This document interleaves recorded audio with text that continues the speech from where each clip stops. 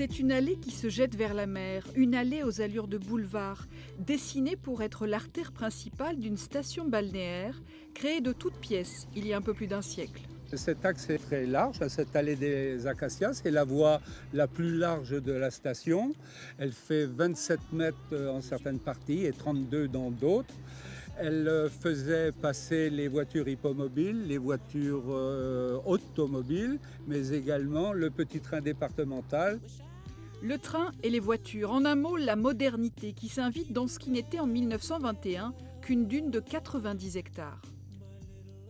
Roland Brouard et Bernard Launay étaient originaires de la région malouine où ils étaient marchands de biens. Et ils ont vu cet immense tas de sable et ils se sont dit qu'il y a certainement moyen de faire quelque chose pour rivaliser avec les plus belles stations balnéaires de la côte normande.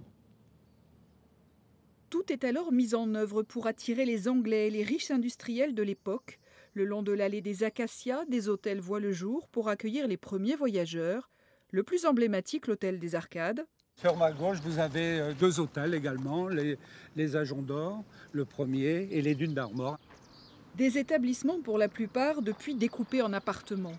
Seul rescapé de cet âge d'or, l'hôtel de Diane, qui a conservé sa vocation initiale depuis 1925. À ces constructions se sont aussi ajoutés un casino, des tennis, un théâtre de verdure, tout pour distraire ces visiteurs fortunés.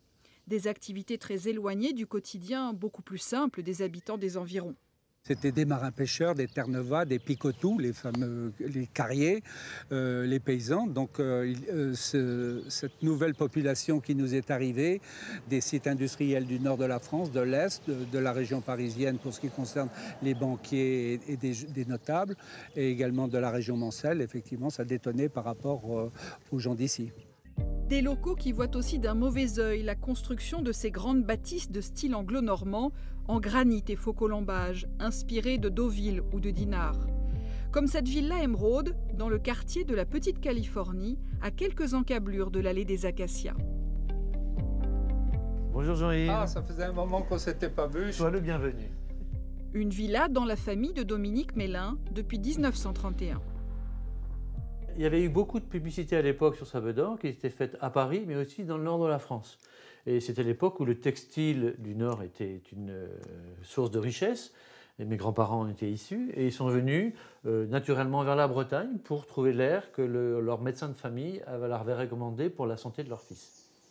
Après plusieurs séjours, ils ont pu acheter cette maison bâtie en 1925. C'est une villa qui est assez emblématique de ce que Sable d'Or avait voulu être. Et une maison qui était destinée à l'origine à faire de la location pour les vacances pour des familles aisées qui venaient en villégiature à la station climatique de Sable d'Or et qui a été richement décorée, équipée de tout le confort moderne de l'époque. Et depuis, rien n'a changé. Les papiers peints sont d'origine, les mosaïques odorico ornent toujours le sol. La maison s'est bien maintenue et bien conservée parce qu'en plus elle était fermée la majeure partie du temps. Bien sûr. Et on la respectait aussi quand on était enfant et qu'on passait nos vacances ici. Voilà. Bien, j'aurais bien revoir cette belle salle à manger bretonne, typiquement d'époque, et qui a été conçue par l'architecte de la maison, Yves Aymar.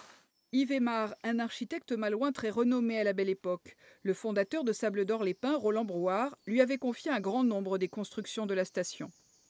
Suivez-moi, on va aller voir la chambre des maîtres de maison, qui a conservé son mobilier, sa tapisserie et sa salle de bain attenante.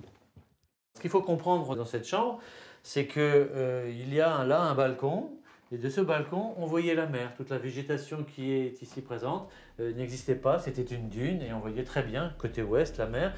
Et paraît-il, mon grand-père restait le soir à fumer son cigare sur ce petit balcon dans les belles années de Sable d'Or. Les belles années n'ont malheureusement pas duré, brutalement stoppées, comme le rêve de Roland Brouard, par la crise de 1929. Ruiné, l'ambitieux promoteur a mis fin à ses jours 5 ans plus tard. À l'image de cette villa où le temps semble s'être arrêté, la station s'est elle aussi figée pendant de très longues décennies, ce qui lui confère encore aujourd'hui un charme tout à fait singulier.